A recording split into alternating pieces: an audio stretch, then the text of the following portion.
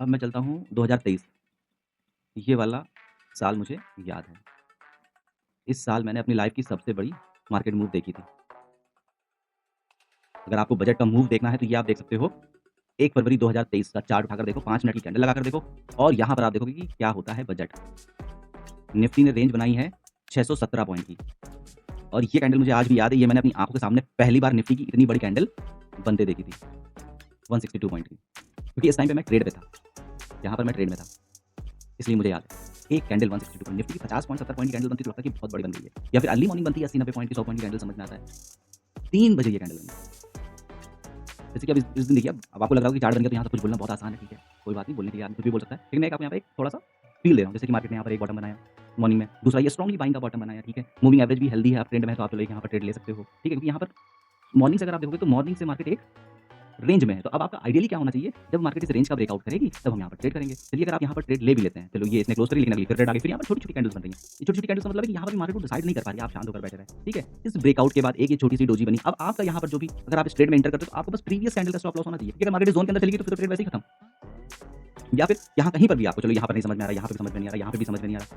भाई ये तो ज़ोन है ना ट्रेड करने का। कि कोई तो यहाँ पर न्यूज़ आई होगी, कोई तो ऐसा स्टेटमेंट आया होगा जिसके बाद मार्केट की पैनिक गई। मॉर्निंग का पहला सपोर्ट, दूसरा सपोर्ट, तीसरा सपोर्ट और यहाँ पर ये रेड कैंडल बनती है, फिर ये ग्रीन कैंडल बनती है और फिर उसके बाद ये मार्केट निकल जाती है। अब यहाँ पर आपका ट्रेड था। मतलब 3 बार की अगर सपोर्ट को मार्केट ब्रेक करके जा रही है और एक स्विंग बनाकर जा रही है, सबसे बड़ी बात ये स्विंग बनाकर जा रही है। तो हमेशा बोलता हूँ ये पिछले स्विंग का हाई आपका स्टॉप लॉस है। मार्केट ये गई, फिर एक रीटेस्ट मारा, तो सीधा नीचे। दिन का एक ट्रेड। तो ये ट्रेड अगर किसी ने कैप्चर किया इस तरीके का, ठीक है, अगर गलत हो गए तो कहने का मतलब है कि नॉर्मल मैं बोलता हूँ कि निफ्टी में 20 पॉइंट का स्टॉप लॉस बहुत होता है। इस दिन आप अपनी रेंज थोड़ी-सी बढ़ा लो, 30 पॉइंट कर लो। अब आप 80 पॉइंट का स्टॉप लॉस लेके ट्रेड में घुसोगे और अगली कैंडल आपके अगेंस्ट बन गई तो आप समझ रहे हो 80 पॉइंट। 60-70 के बाद आप अपने ट्रेड को काट ही नहीं पाओगे, अपने हाथों से जाके एसएल को हटा दोगे। अरे अब मार्केट रिवर्स कर जाएगी, अब मार्केट और कब ये 80 पॉइंट का आपका स्टॉप लॉस 110 पॉइंट माइनस चल रहा होगा। तो इसको सोचो, समझो और एक्सपीरियंस के लिए लाइव बैठो, देखो कि तुम्हारे अंदर कितना कंट्रोल है कि मैं दिन का एक ट्रेड करूँगा लेकिन जब परफेक्ट कंडीशन मतलब सारे ग्रह एक लाइन में आ जाएँगे तब ट्रेड करूँगा, नहीं तो नहीं करूँगा।